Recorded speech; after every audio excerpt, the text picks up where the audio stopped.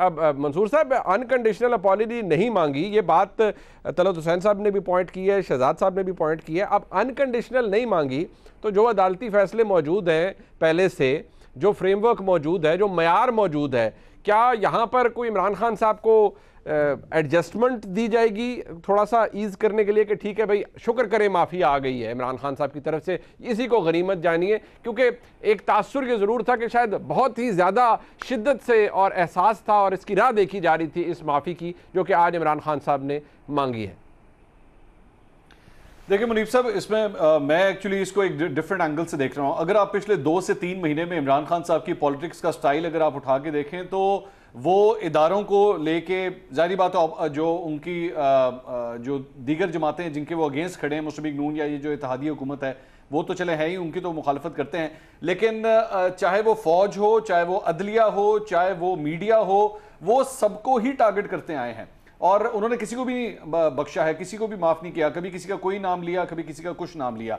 अगर आप इस केस को भी उठा के देखें तो I think he has taken a one step at a time strategy, कि शुरू से जो है वो उन्होंने कहा अच्छा मैं इसके ऊपर मैंने जो कहा है बिल्कुल ठीक कहा है, मैं उससे पीछे नहीं हटूंगा।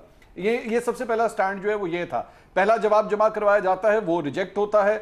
अच्छा, वो कहते हैं चलो now let's take the second step. Second step के अंदर वो ये कहते हैं अच्छा जी मैं रिग्रेट करता हूं, मैंने जो कुछ कहा था, वो भी रिजेक्ट होता है। और तब तक भी यही कहा जाता है, उनकी वकला की टीम यही कहती है कि जी माफी नहीं मांगेंगे, चाहे जो मर्जी हो जाए माफी नहीं मांगेंगे। लेकिन उसके बाद फिर जब वो जवाब भी एक्सेप्ट नहीं किया जाता तो फिर ये कहा जाता है कि जी अब फर्द जुर्म आयद होगी। इसका मतलब अब उनको ये आइडिया होता है कि अच्छा अब मुझे एक स्टेप मजीद आगे जाना पड़ेगा। सो मेरे ख्याल में, आप जारी बात है आप खुद भी एक लॉयर हैं, अनकंडीशनल अपॉलजी से पहले ही मेरे ख्याल में कोर्ट ने ये अज्यूम कर लिया कि अच्छा बस ठीक है, this is what we wanted. और इमरान खान साहब, असद उमर साहब बल्कि कल काशिफ वासी साहब के शो में बैठे हुए थे तो उन्होंने भी ये कहा कि बस आप एक मौका दे दें इमरान खान साहब को, वो कह देंगे जो अदलिया को चाहिए। तो इमरान खान साहब ने वो कह दिया जो अदलिया को चाहिए था, अदलिया ने भी ये कह दिया कि हमें जो चाहिए था हमें मिल गया। सो एक कॉमन ग्राउंड जो है मेरे ख्याल में इसके अंदर ढूंढ लिया गया। अब ना आपको कोई प्रॉब्लम होनी चाहिए ना मुझे कोई प्रॉब्लम होनी चाहिए। जिसकी तौहीन हुई थी, जिस अदलिया की तौहीन हुई थी, अगर वो सेटिस्फाइड हैं तो फिर ना मुझे कोई तकलीफ है ना किसी और को तकलीफ है। लेकिन इमरान खान साहब मेरे ख्याल में सारे केस के अंदर जो है ना वो टेस्ट करते रहे हैं कि अच्छा मेरे पास फ्लेक्सिबिलिटी कितनी है, ये बैंड अब कितना स्ट्रेच होता है। पहले तो मैं जिस तरह मर्जी चाहता था स्ट्रेच हो जाता था जब मेरे साथ कुछ पावर्स थी, लेकिन अब कितना मैं कर सकता हूं। साथ ही साथ मीडिया के ऊपर भी जो है उन्होंने पब्लिक प्रेशर का भी बार बार जिक्र किया, आप करके तो दिखाएं, हम देख लेंगे, जिस तरह भी आपने फवाद चौधरी साहब को सुनाया। सो आई थिंक उस बैंड की फ्लेक्सिबिलिटी वो चेक कर रहे थे, जिस हद तक वो उसको खींच सकते थे वो उसको खींच के ले गए। अच्छा, मैं टॉपिक मजीद आगे बढ़ाने से एक बात अभी जो हामिद खान साहब ने कही, मैं सुन रहा था शाहजेब खानजादा साहब के प्रोग्राम में, उन्होंने कहा कि ये हमने कहीं तौहीन अदालत का तो इकरार किया ही नहीं कि हमने तौहीन अदालत की है। ये बात ठीक है। उन्होंने कहा जी अगर मैंने रेड लाइन क्रॉस की, अगर मैंने ये किया तो माजरत चाहता हूँ या अपॉलजी मैं करने के लिए तैयार हूँ। माजरत और माफ़ी में भी आज एक नई बहस छिड़ पड़ी है। लेकिन क्या तरह साहब यही बात है कि बहुत शिद्दत से इंतज़ार था कि भाई आए माफ़ी, जान छुटे, ख़त्म करे मामला और इसको रैप अप किया जाए, क्योंकि एक प्रेशर जो है वो भी बहुत ज़्यादा है, सोशल प्रेशर भी बहुत ज़्यादा है, इमरान खान साहब के सपोर्टर्स का प्रेशर भी बहुत है।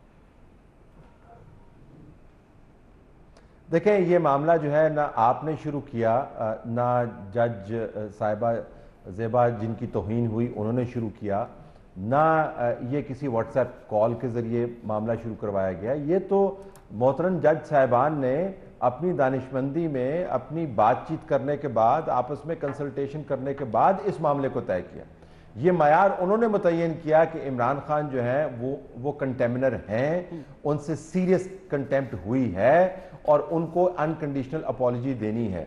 ये उन्होंने तय किया कि इमरान खान का जो पहला बयान था उस बयान को हमने नहीं मानना। ये उन्होंने तय किया कि दूसरा बयान सबमिट करने के बाद हमने अपनी टोन क्या रखनी है और इमरान खान को क्या बताना है कि वो कितने संजीदा criminal plus judicial plus obstruction of justice वाली कंटेंट के साथ डील कर रहे हैं। ये मयार हमने मुतय्यन नहीं किए। अगर कोर्ट उस मयार से हटती है तो जाहिर है हम तज्जिया उसका करेंगे, वरना तो बिल्कुल मजरूर ने ठीक कहा कि जब भाई मियाँ बीवी राजी है तो इसमें क्या करेगा काजी, और जब काजी भी मियाँ बीवी में से किसी एक रोल में हो तो फिर तो कि दूसरे का हिस्सा बनता ही नहीं है कुछ काम करने का। लेकिन अब हमें लगता ये है कि किसी भी वजह से ये जो मामला शुरू हुआ था कि जो बड़ा संजीदा मामला है, सबऑर्डिनेट जुडिशरी का तकद्दस इसमें इन्वॉल्व है, ये क्रिमिनल कंटेम्प्ट है, अनरिजर्व्ड होनी चाहिए, अनक्वालिफाइड होनी चाहिए, ये तमाम इश्यूज जो हैं मैंने और आपने तो नहीं रेज किए, तो कोर्ट की तरफ से रेज हुए।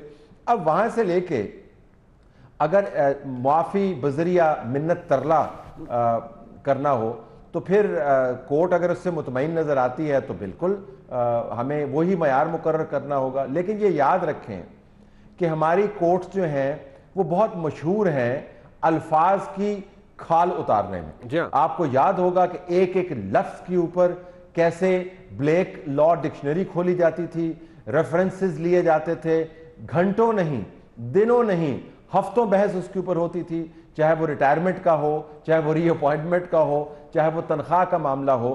तो ऐसी कोर्ट्स के जब ये मयार बने हों तो उसमें से अगर एक बिल्कुल मिन्नत तरले वाली अपॉलॉजी, क्वालिफाइड अपॉलॉजी, रिजर्वेशन के साथ अपॉलॉजी, जिसको उनका खुद एडवाइजर लीगल रिप्रेजेंटेटिव कह रहा है कि उन्होंने तो अपॉलॉजी की नहीं है क्योंकि उन्होंने कंटेम्प्ट ही नहीं की, अगर वो कोर्ट को काबिल कबूल है तो मेरे ख्याल में इसके बाद तो ओपन सीजन होगा कोर्ट्स के बारे में और जजेस के बारे में। अब आप इस मयार को फिर चेंज नहीं कर पाएंगे। ठीक।